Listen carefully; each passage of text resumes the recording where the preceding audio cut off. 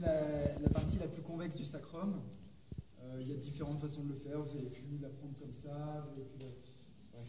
Moi, ce que je vous recommande, c'est de mettre votre paume sur la face la plus convexe du sacrum. Toujours cette technique de rotation externe d'épaule, pronation pour être bien fort au niveau du bras. Et de venir mettre votre main, la main contralatérale de cette façon. Et ce qu'on veut créer, c'est un enfoncement du sacrum et une recherche de la douleur aussi chez le patient. On peut mettre un petit trust à la fin. Okay. Pour certains auteurs, il faut mettre au moins 40 kg sur la sacroiliaque. Qui ne fait pas 40 kg? Il y a un bon petit test. Si vous voulez vous entraîner à l'école, vous prenez une balance, vous mettez dessus et vous voyez à quel point vous arrivez à vous décharger. Il faut vous décharger de 40 kg. C'est franchement un truc qui est très très arbitraire. En réalité, il faut mettre beaucoup de force.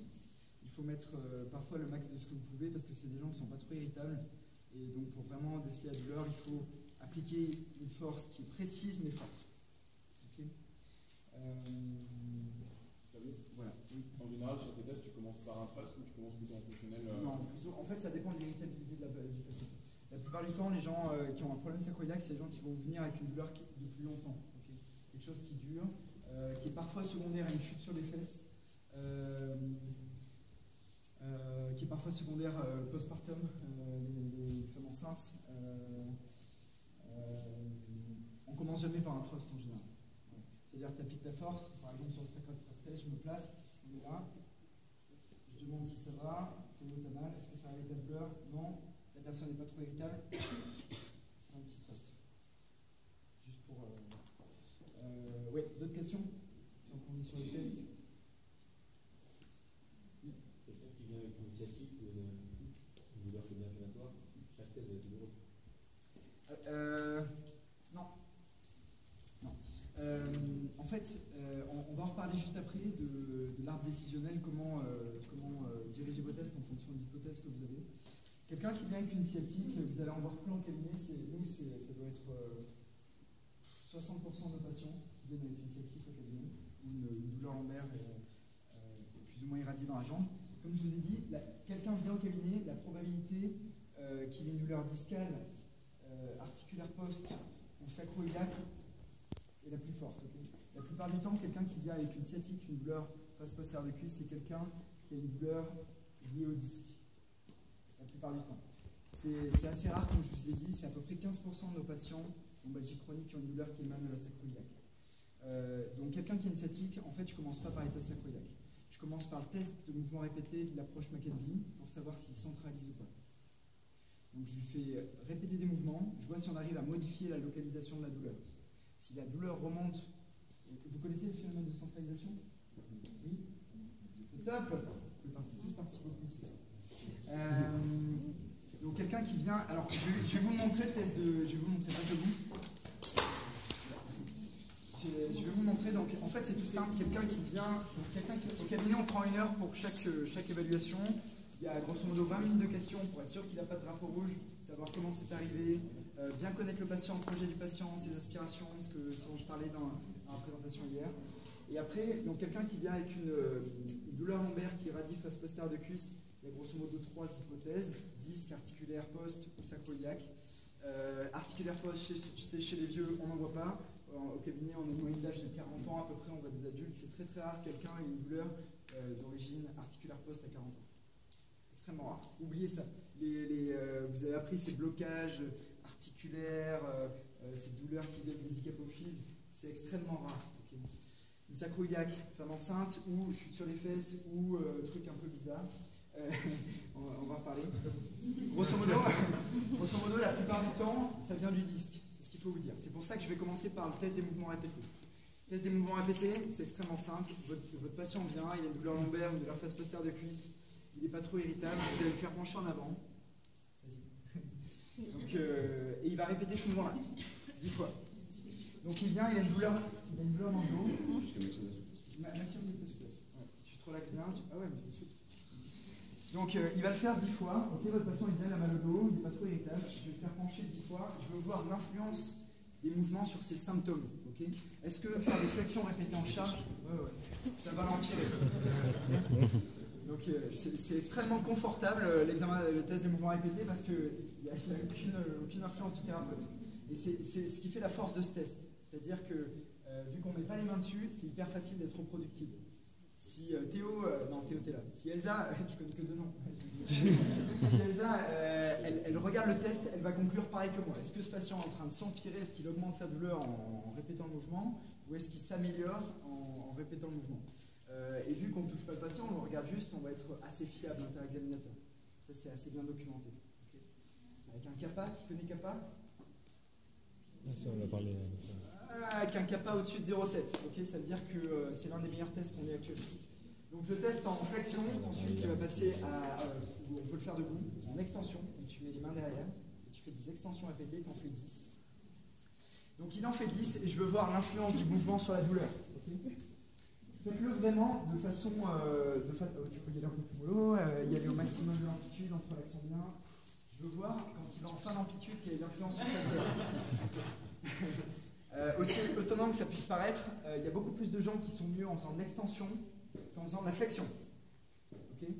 On le teste s'il n'est pas trop irritable en charge, puis en décharge. Donc tu passes sur le dos. S'il n'est pas trop irritable, il va commencer tout seul. Vas-y, tu fais des flexions en attrapant tes genoux. Trop gros. Voilà. La plupart du temps, les gens qui ont mal au dos, ils vont vous dire « Ah, ça me fait du bien, je me mets en boule, je dors en fœtus, tout ça ». Si vous leur faites répéter 20, 30, 40 fois le mouvement, la plupart du temps, ils vont vous dire « Ah, autant ça faisait du bien au début, mais là, ça commence à provoquer ma douleur. Okay. » Donc, test de mouvement répété en flexion. On voit l'influence. S'il n'est pas trop irritable, je vais mettre une surpression. Okay. Est-ce que ça vous provoque votre douleur, ça ou pas?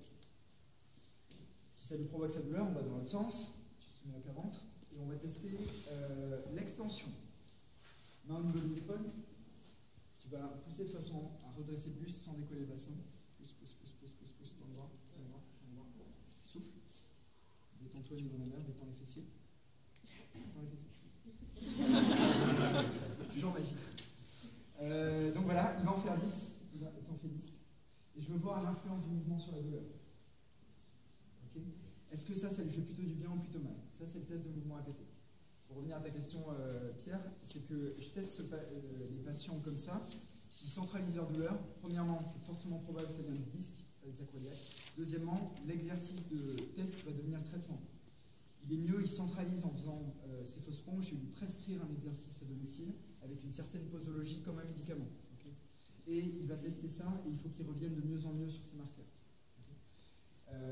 Vous avez vu, j'ai mis une pression sur la flexion. On peut mettre une pression sur l'extension. Tu vas refaire ton mouvement. Si le patient n'est pas trop irritable, qu'il s'améliore en extension, je vais faire une surpression en extension. Je croise les mains comme ça, je verrouille les coudes, je me mets à l'aplomb et je... Vas-y, pousse, encore, souffle, et tu redescends, et on en fait 10 comme ça, je mets une surpression. Il y en a qui font une grosse dépression, mais je vous assure qu'il y a plein de gens qui... Ça te fait pas.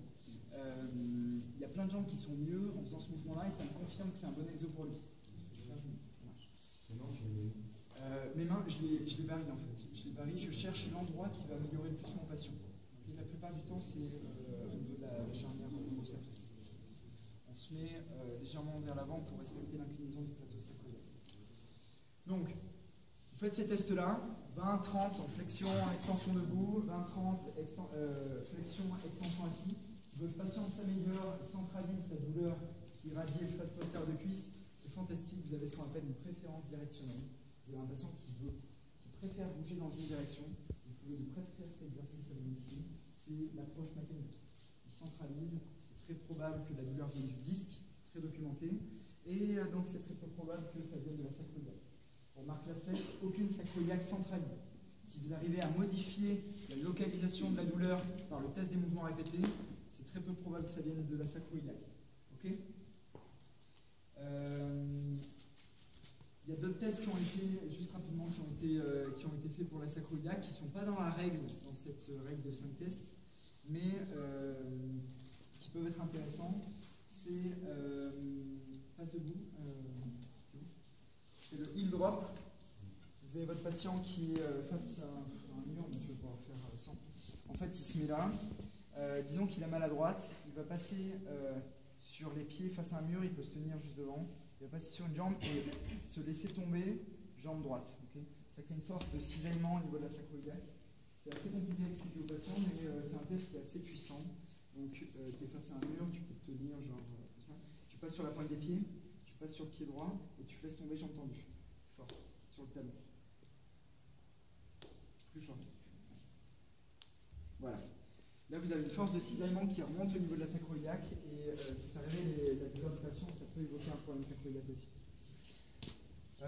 Voilà, des questions là-dessus? Non? On continue. Et encore quelques minutes de présentation.